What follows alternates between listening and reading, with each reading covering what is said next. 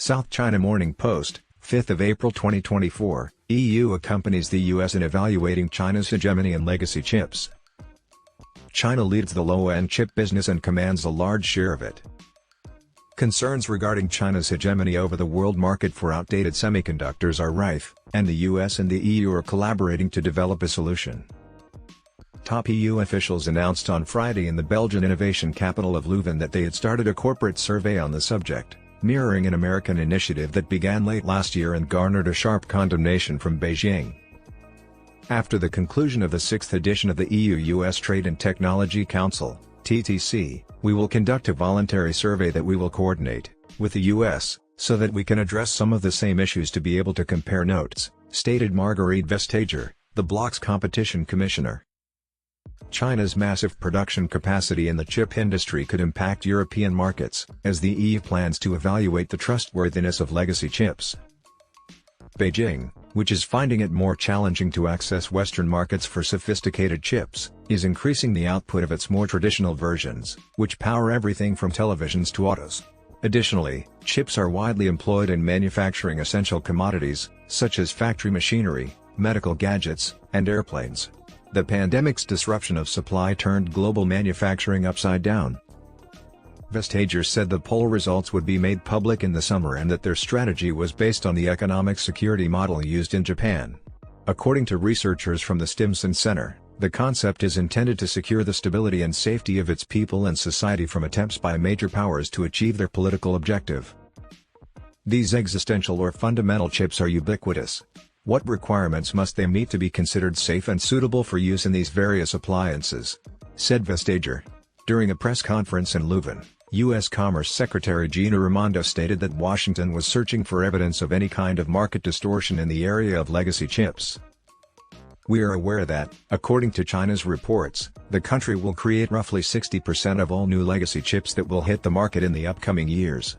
We're focused on it because we know the Chinese government is heavily subsidizing that industry, which might cause significant market distortion, according to Raimondo. The objective of the TTC's last meeting before the US and EU elections was to solidify advancements on several fronts and make it more difficult for future political leaders to leave the Council. Launched in 2021, the TTC is widely perceived as a means for the West to challenge China in the standard-setting arena for technologies that will drive the future world economy. However, a series of high-ranking cabinet officials failed to close significant agreements on matters like cooperating on vital minerals and resolving trade disputes that dated back to U.S. President Donald Trump's administration. After Russia invaded Ukraine in February 2022, the TTC became a crucial hub for organizing sanctions and export controls against the country.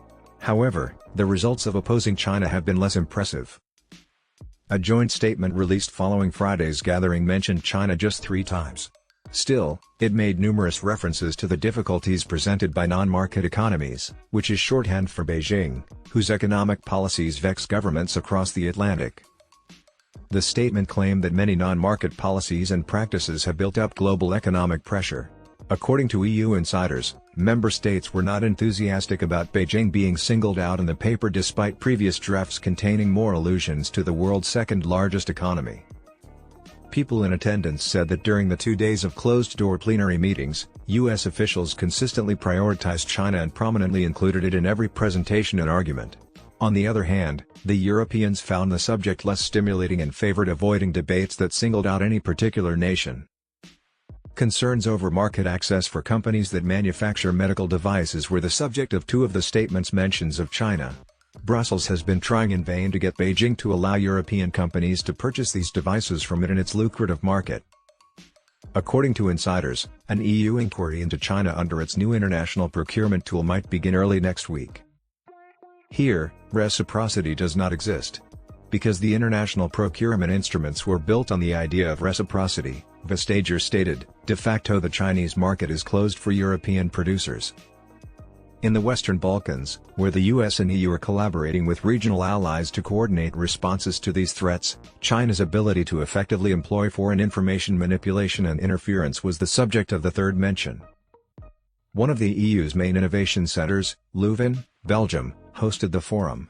The Inter-University Microelectronics Center, a hub for European chip technology that has recently excluded China from its research collaborations, was visited by EU and US officials on Thursday night. To prevent China from setting the standards, the parties decided to work together to create standards for artificial intelligence, quantum computing, and 6G technologies. They promised to explore ways to support our solar, photovoltaic manufacturing capacity jointly and diversify and de-risk this supply chain concerning less sophisticated technologies. Economic security is a contentious topic for China policy in Brussels and Washington, and they decided to compare and contrast one another's outbound investment screening policies, which have proven challenging to carry out. The US and EU together constitute a formidable force. U.S. Secretary of State Antony Blinken stated following the TTC meeting that a certain weight comes with having a shared position, whether dealing with China or any other challenge. But many questions if the Council has created enough momentum to survive, given that both the US and the EU are about to enter election seasons that have the potential to upend the current political structures drastically.